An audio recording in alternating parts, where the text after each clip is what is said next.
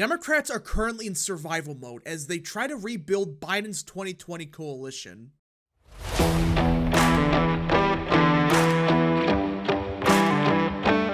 What is up, people of the internet? It is me, Real American, back again with a new video, and today it is time to talk about the 2024 presidential election because everyone, it appears that Democrats are starting to panic over the possibility of Biden actually losing this year. Now, I know people are going to say, but Democrats have been acting confident for months now. Why would they suddenly panic?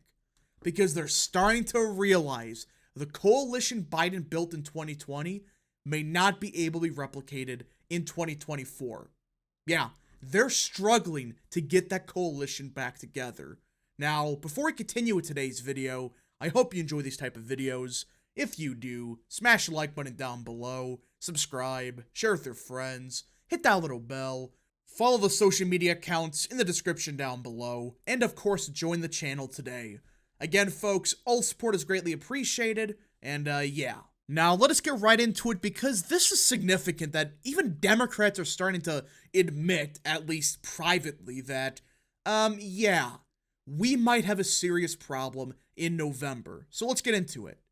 Democrats are in survival mode in trying to rebuild the coalition that helped President Biden win the White House in 2020, working to bring critical voters back to the fold at this point, rather than substantially trying to grow the base.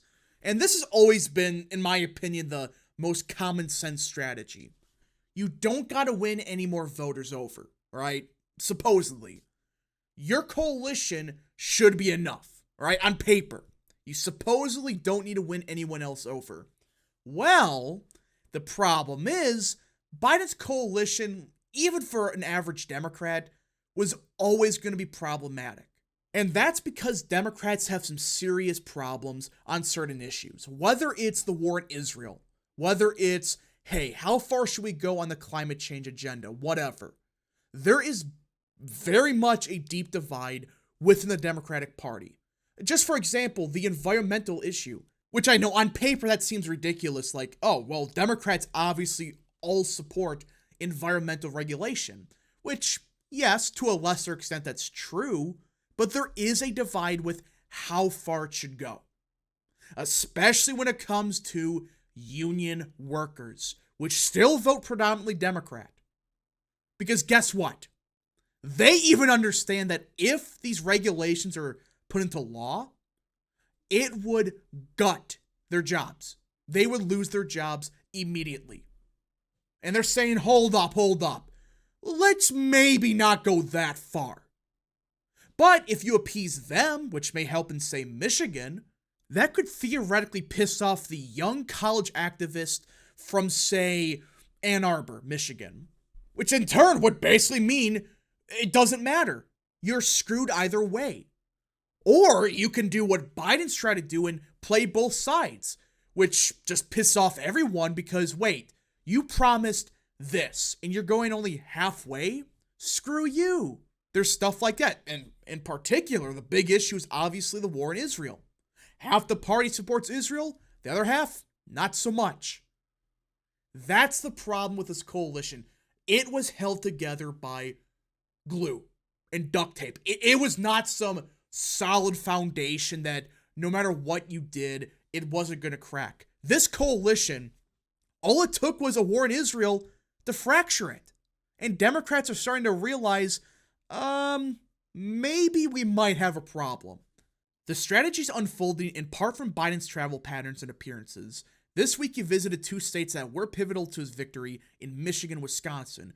But he's also spent time in Democratic strongholds like New York and California, and is next expected to spend time in Phoenix and Las Vegas, home to two other closely watched states in 2024. But can we just talk about how little Biden is campaigning? I mean, it's early, but is he doing anything?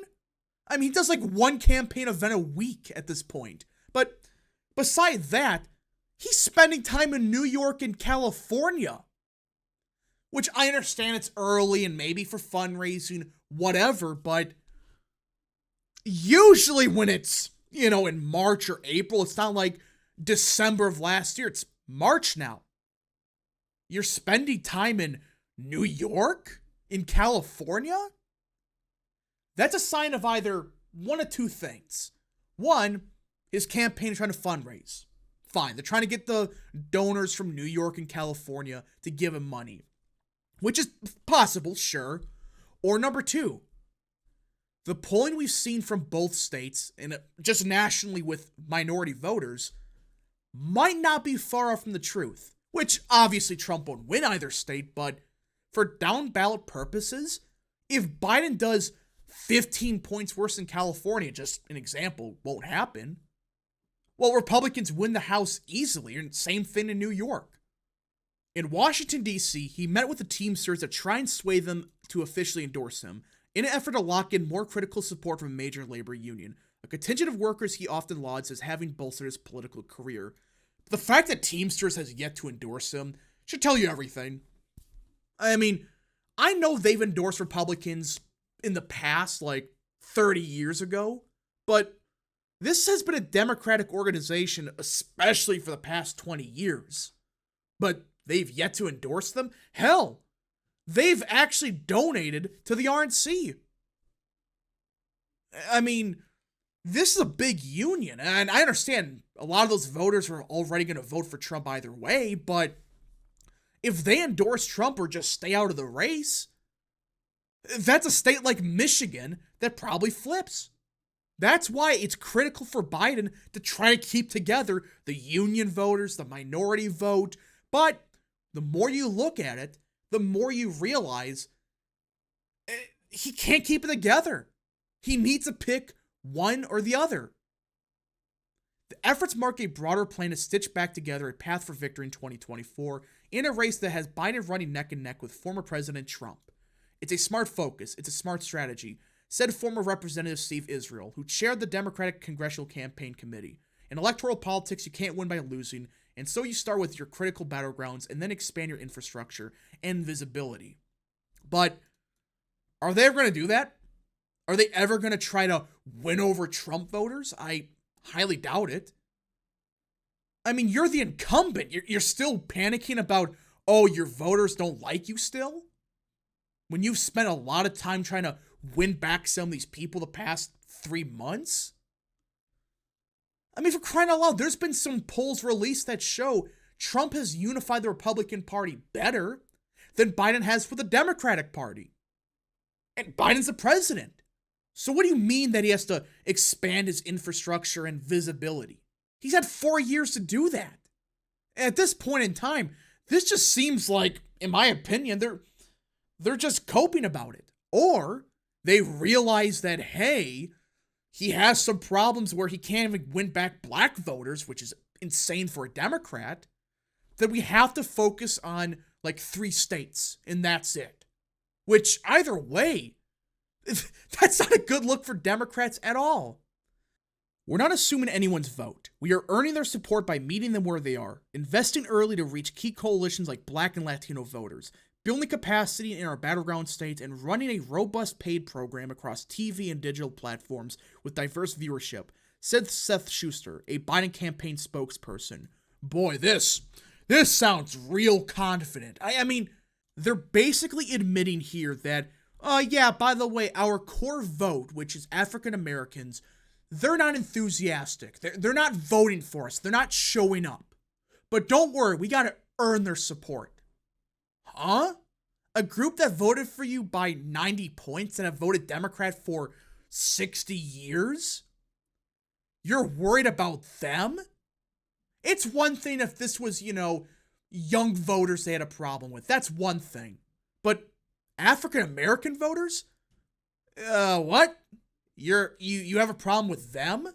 This is like if the Trump campaign spokesperson said, oh yeah, by the way, we have a problem with white evangelical voters, but don't worry, we can earn their vote back.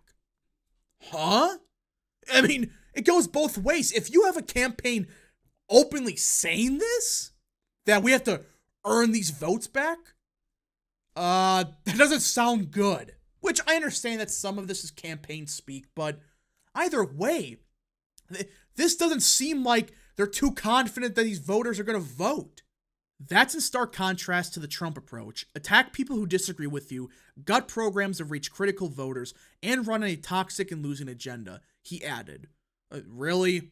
This is super ironic because guess what? Many polls have asked the question, who had a better agenda as president? And 95% of the time, Trump wins by like 20 points. So this losing agenda, the majority of Americans think was better. So what are you talking about, a losing agenda in the first place? If that's a losing agenda, what's yours? I mean, what do you go from there? Losing to what? A complete disaster? Ahead of the State of the Union, Trump and Biden were statistically tied in a head-to-head 2024 matchup in a Yahoo News/YouGov poll from January with 45% and 44%, respectively. In a poll on Tuesday, they are statistically tied with Trump at 46% and Biden at 44%. Yeah, by the way, so much for that State of the Union bump. I mean, the one thing they try to gaslight people, I mean, they gaslight people on everything, but they promised they were going to surge after this. The same poll before and after. It didn't move. In fact, Trump went up a point. It should tell you everything about that State of the Union. Every poll conducted on that State of the Union, by the way, was bad. Like 30% said it was a good speech. 30% said it unified the country. It wasn't good. Many people thought it was a bad speech overall. In battleground states alone, Biden is also struggling to make grounds on Trump. A Bloomberg News/Morning Consult poll in late February found Biden trailing Trump in Arizona, Georgia, Pennsylvania, Michigan, North Carolina, Nevada, and Wisconsin, with 48% of voters saying they would back Trump across the 7 states, compared to 43% for Biden. Yeah, the average, up by 5 for Trump. That includes Michigan. That includes Nevada, which Biden won by 3 points. If Trump is winning those states by an average of 5 points, he's winning a landslide. You're talking about a 5-point swing in every single one of those states. I think they're all going to be competitive, said Democratic strategist Simon Rosenberg when asked if any states that Democrats took in 2020 make him the most nervous in 2024. But he expressed optimism considering Democrats better than expected results in the 2022 midterms, which, if I hear this talking point one more time, it's a stupid one. It doesn't even make sense. It's a midterm. I mean, midterms have far less voters than a presidential year. It's a fact. There's tens of millions of voters that didn't vote in 2022. Plus, Trump wasn't on the ballot. Neither was Biden. I mean, Biden was a president, obviously, but guess what? If he was on the ballot, Republicans would have swept easily. They would have won everything, especially with Trump on the ballot. That's why this 2022 cope, it doesn't even work, and they use Dobbs as a reason? Post-insurrection Republican Party? Huh? Dobbs doesn't even affect Trump at this point because guess what? He's the only Republican that neutralized the question by saying, I just want a consensus. That's all he wants, and the polling proves it. And post-insurrection party. No one freaking cares about January 6th anymore. They don't. Even back in 2022, people really did not care about January 6th, especially now.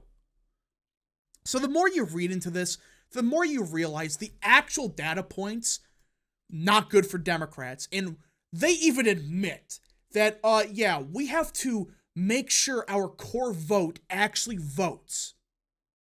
You sure you guys are doing good? I don't know what to say, but the more you read into this, the more I really do think Democrats are privately in panic. I mean, the fact that they keep bringing up 2022 and saying, well, we did better in 2022, that's why we're going to win. If that's your reasoning for why you're going to do better in January 6th, either way, I do think Democrats are doing one of two things at this very moment. One, they've deluded themselves so much after 2022 that they think, we're going to win in a landslide because we did better than expected in 2022. It's going to be a Biden wave, which I guess it's possible. I think the people on Twitter especially, they're delusional. I think they really believe that it's going to be a Biden wave. He's going to win 500 electoral votes, all that crap. Or, and I think this is the much more realistic response, they understand that they're in a bad situation right now and they don't want to admit it. Because when you read in between the lines, some stuff gets out. Like, hey, we have to invest in African American voters, our core vote. When you read stuff like that, it's like, maybe they realize that, yeah, they are in trouble, but they don't want to admit it, obviously. They're just saying, well, we got to make sure these voters get out and vote and stop Republicans and blah, blah, blah. But either way, this is not a good look for the Democrats at all, that they're talking about being in survival mode, trying to rebuild a coalition, and it seems like so far it's not really working. Anyways, folks, thank you so much for watching. If you guys did enjoy this video, smash the like button down below, subscribe, share with your friends, hit that little bell, follow the social media accounts in the description down below, and of course, join the channel today. Thank you so much. Godspeed to all of you.